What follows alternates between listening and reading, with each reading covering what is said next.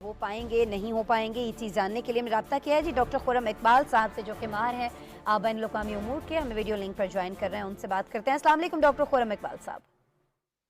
जी वालेकुम अस्सलाम। खुर्रम साहब बहुत शुक्रिया आप हमें ज्वाइन कर रहे हैं। खुर्रम साहब ये फैसले, बातें, वादे वाइद ये तो बहुत सारे हुए हैं, बहुत सारी प्लानिंग जो है वो देखने में आई है, बहुत सारी इमदाद का ऐलान जो है वो हुआ है। आपको लगता है कि जो वादे वाइद किए गए हैं, जो चीज़ें प्रॉमिस की गई हैं, वो सारी चीज़ें हो रही होंगी आइंदा आने वाले कुछ दिनों में?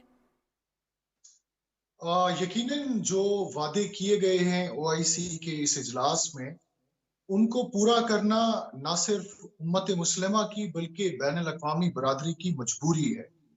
वो इसलिए कि अगर उम्मत मुस्लिमा और बैन अल-अक़वामी बरादरी अफगानिस्तान की मदद करने से कासिर रहती हैं किसी भी वजह से, तो अफगानिस्तान से मुहाजिरीन का एक ऐसा बड़ा सैलाब नमूदार होगा जो ना सिर्फ मुस्लिम ममालिक में बल्कि यूरोप तक उनको बहा ले जाएगा। हमने देखा है कि यूरोपियन ममालिक की सिक्योरिटी को पहले से ही मशरिक वस्ता से आने वाले मुहाजिरीन की तरफ से एक बहुत बड़ा मसला दरपेश है। इसी तरह से अगर बात की जाए रिफ्यूजी क्राइसिस के अलावा, अगर हम अफगानिस्तान से गुर्बत और भूख का खात्मा फौरी खत्म करने से कासिर रहते हैं, तो अफगानिस्तान एक मरतबा फिर बैन अल-अक़वामी दहशत गर्दी की आमाजगाह बन जाएगा। और ये वो चीज है जो ना सिर्फ मुस्लिम ममालिक बल्कि बैन अल-अक़वामी बरादरी भी बर्दाश्त नहीं कर सकती है। इस इजलास की मेरा ख्याल है कि सबसे खुशाइंद बात ये थी कि इसमें ना सिर्फ 57 मुस्लिम ममालिक बल्कि बैन अल-अक़वामी तंजीमें जैसा कि अक़वाम मुत्तहिदा, यूरोपियन यूनियन जैसे जो तंजीमें हैं, उनके मंदूबीन भी शामिल थे। इसलिए मेरा ख्याल है कि जो एक जिम्मेदारी का एहसास है वो कुछ बढ़ जाता है। International stakes are high. तो मुझे लगता है कि बेशक थोड़ा बहुत ही, लेकिन जो प्लेजेस किए गए हैं अफगानिस्तान के हवाले से, उस पर आपको एक पेशरफ्त देखने को मिलेगी। ठीक है। अच्छा, पेशरत आप कह रहे हैं कि देखने को मिलेगी और पॉजिटिव ही रखनी चाहिए सोच, क्योंकि कितनी बड़ी चीज़ जो हो रही है, इतना बड़ा जो गैर मामूली इजलास हुआ है।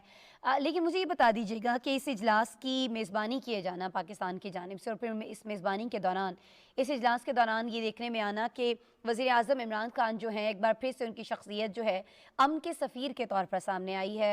इस कामयाबी से इसका इनेकाद होना, इतने सारे वादे किए जाना, इतनी सारी इमदाद का ऐलान हो जाना, पाकिस्तान का जो अफ़गानिस्तान के हवाले से किरदार है, आप क्या समझते हैं कि इस गैर मामूली इजलास के ज़रिए कितने गैर मामूली अंदाज में दुनिया के सामने आया है कि पाकिस्तान क्या राय, क्या सोच रखता है अफ़गानिस्तान को लेकर? ओआईसी का ये गैर मामूली इजलास पाकिस्तान के लिए सिफारती लिहाज से भी एक गैर मामूली कामयाबी हम इसे करार दे सकते हैं। वो इसलिए कि तकरीबन 40 साल के बाद ओआईसी का कोई इतना बड़ा इकट्ठ हमने इस्लामाबाद में देखा। तो इससे ना सिर्फ पाकिस्तान के बढ़ते हुए सिफारती किरदार की तायद होती है, बल्कि अफगानिस्तान के मौजू पर हमें ये देखने को मिल रहा है कि पूरी दुनिया पाकिस्तान के किरदार को ना सिर्फ सराह रही है, बल्कि पाकिस्तान पर एतमाद कर रही है कि पाकिस्तान अपने सिफारती वसाइल को बरूए कार लाते हुए, अपने रियासती वसाइल को बरूए कार लाते हुए अफगानिस्तान में एक मुमकिना इंसानी बहरान से दुनिया को बचाना चाहता है। क्योंकि अगर आप देखें चंद माह पहले या एक साल कब जो दोहा में पीस एग्रीमेंट हुआ था, उसकी तीनों शिकें, खास तौर पे ये शिक कि अफगानिस्तान को दोबारा बैन अल-अक़वामी दहशतगर्दों की आमाजगाह नहीं बनने दिया जाएगा, वो पूरे खित्ते और बल्कि पूरी दुनिया के अमन के लिए बहुत जरूरी है। और उस पर अमल दरामद करवाने के लिए पाकिस्तान अपना किरदार अदा कर रहा है। पाकिस्तान ने ये 57 ममालिक को इकट्ठा किया। इसी तरह से पाकिस्तान का ये पैगाम मगरबी दुनिया तक भी पहुंच चुका है। तो मेरा ख्याल है कि अफगानिस्तान के अंदर भी पाकिस्तान के इस किरदार को सराहा जा रहा है। ऑल्दो हमने देखा कि प्रेसिडेंट हामिद करजई की तरफ से एक तनकीदी बयान दागा गया पाकिस्तान के हवाले से, लेकिन अफगान वजीर खारजा आमिर खान मुत्तकी ने उसको रिजेक्ट किया और पाकिस्तान का जो किरदार है अफगानिस्तान में सलामती के हवाले से, अफगानिस्तान के अमन के हवाले से, उसको सराहा है। तो मैं समझता हूँ कि ये पाकिस्तान के बढ़ते हुए एक इलाकाई और आलमी कदकाठ की दलील है।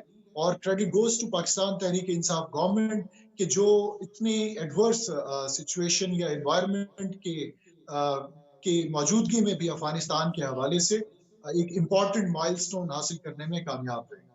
ٹھیک ہے.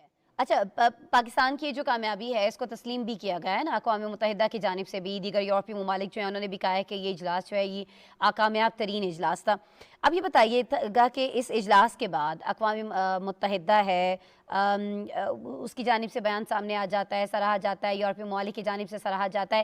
سراہنے سے آگے کچھ ہم بڑھتا ہوا دیکھیں گے, امریکہ کا موقف کچھ تبدیل ہوتا ہوا دکھائی دے گا, یورپی ممالک جو ہیں اس پر کچھ آگے بڑھیں گے افغانستان کے مسئلے کو لے کر, وہاں کے عوام کے حوالے سے, یا دیگر جو عالمی برادری آپ دیکھ رہے ہیں کہ اپنے موقف میں کوئی نہ کوئی لچک دکھائے گی خاص طور پر افغان گورنمنٹ کو لے کر؟ جی بالکل, بہت اہم سوال آپ نے کیا ہے, کیونکہ کانفرنس میں جو پلیجز کیے گئے ہیں, جو وعدے کیے گئے ہیں, ان کو پریکٹیکلی اس وقت تک عمل درآمد نہیں کیا جا سکتا ہے جب تک کہ آپ کو بین الاقوامی پلیئرز کا, بین الاقوامی اداروں کی سپورٹ حاصل نہیں ہوگی. جہاں تک امریکہ اور مغرب جیسے بین الاقوامی پلیئرز کا کردار ہے, تو امریکہ میں اندرونی طور پر ایک دباؤ بڑھ رہا ہے امریکی حکومت پر کہ افغانستان کے وہ $9 ارب جو کہ فریز کیے گئے امریکہ میں, ان کو جاری کیا جائے. کل ہی کچھ 36 کے قریب ڈیموکریٹس نے جو بائیڈن کو خط لکھا ہے کہ افغانستان میں ایک بہت بڑے انسانی بحران سے بچنے کے لیے ضروری ہے کہ یہ $9 ارب افغانستان کے جو امریکی بینکوں میں جمع ہے وہ ڈی فریز کیے جائیں. اسی طرح سے اگر یورپ کی آپ بات کرتی ہیں تو یورپ نے بھی خاص طور پہ جرمنی اور نیدرلینڈ نے یہ وعدہ کیا ہے کہ افغانستان میں صحت اور تعلیم کے جو شعبے ہیں ان میں کام کرنے والے ورکرز کو تنخواہیں جرمنی اور نیدرلینڈ کی طرف سے دی جائیں گی. تو پوری دنیا کی طرف سے کوششیں کی تو جا رہی ہیں, لیکن اس ضمن میں ایک بہت بڑی ذمہ داری طالبان پر بھی عائد ہوتی ہے. مثال کے طور پر وہ 3 پری کنڈیشنز جن کی وجہ سے افغانستان کی یہ فنڈز منجمد ہیں, وہ ایک تو پہلا یہ ہے کہ ایک انکلوسیو گورنمنٹ بنائی جائے, دوسرا یہ ہے کہ خواتین اور انسانی حقوق کے حوالے سے افغان طالبان کوئی خاص اس میں پیش قدمی دکھائیں, تیسرا افغانستان کو بین الاقوامی دہشت گردوں سے بچایا جائے. تینوں صورتوں میں مجھے لگتا ہے کہ خاص طور پہ ایک جو ہیومن رائٹس کے حوالے سے افغان طالبان نے گزشتہ چند مہینوں میں کچھ پیش رفت دکھائی ہے.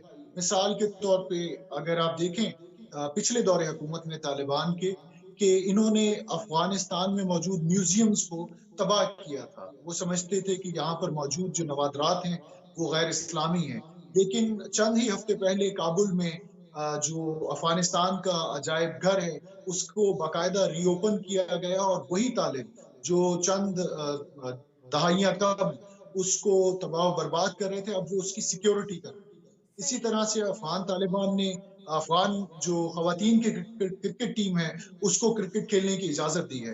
تو ایک صحیح. بہت کم بہت عرصے ساری میں تبدیلیاں جو ہیں, بہت ساری تبدیلیاں جو ہیں وہ ہوتی ہوئی نظر آ رہی ہیں, اور OIC اجلاس کے بعد آپ سمجھتے ہیں کہ مزید بہتری جو ہے وہ آنے والی ہے. افغانستان حکومت کی بات کر لیں, طالبان حکومت کی بات کر لیں, دیگر جو ممالک ہیں اس کے کردار کی بات کر لیں. اچھا, اب کچھ دیگر ممالک کی جانب آ جاتے ہیں جن کے اپنے معاملات ہیں افغانستان کے علاوہ. چلیں یہاں تو یہ اکٹھ ہوا تھا کہ افغانستان کے مسئلے پہ بات کی جائے, لیکن کچھ سائیڈ لائن میٹنگز بھی ہوئی ہیں نا خرم صاحب, جو بڑی اہم رہی ہیں.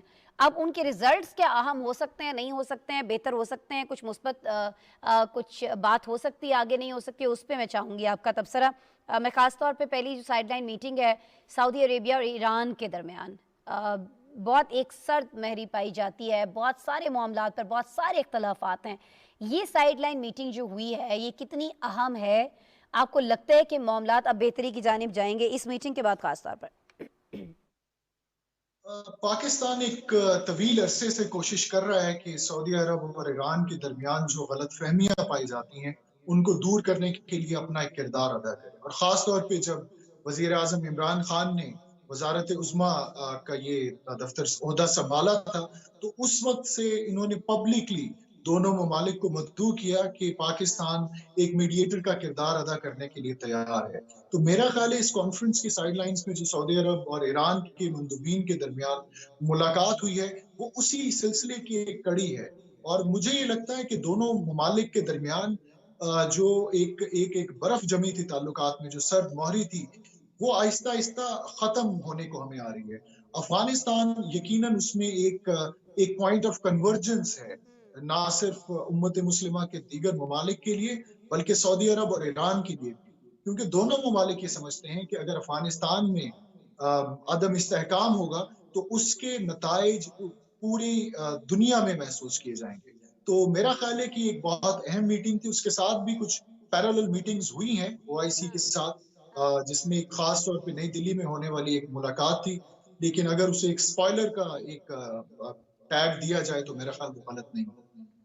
हाँ जी, बिल्कुल ऐसे ही है, जहाँ बहुत सारी एफर्ट्स जो हैं वो कुछ पॉजिटिव इकदाम में होते हुए दिखाई देते हैं, वहीं पे ज़ाहिर है मनफी कुव्वतें जो हैं वो भी अपना काम कर रही हैं, और कुछ इसी तरह की नेगेटिव एक्टिविटीज़ जो हैं वो भी देखने में आई हैं कुछ दूसरे ममालिक के अंदर। बहरहाल डॉक्टर खुर्रम इकबाल साहब, आप माहिर हैं जी बैनुल-अक़वामी उमूर के, ख़ास तौर पर ओआईसी वज़ीर ख़ारिजा, ये जो कॉन्फ्रेंस हुई है, अहम मीटिंग हुई है पाकिस्तान के अंदर, इतनी बड़ी बैठक हुई है, इस हवाले से अपना तज्ज़िया शेयर कर रहे थे। बहुत शुक्रिया खुर्रम इकबाल साहब आपके वक्त के लिए जी।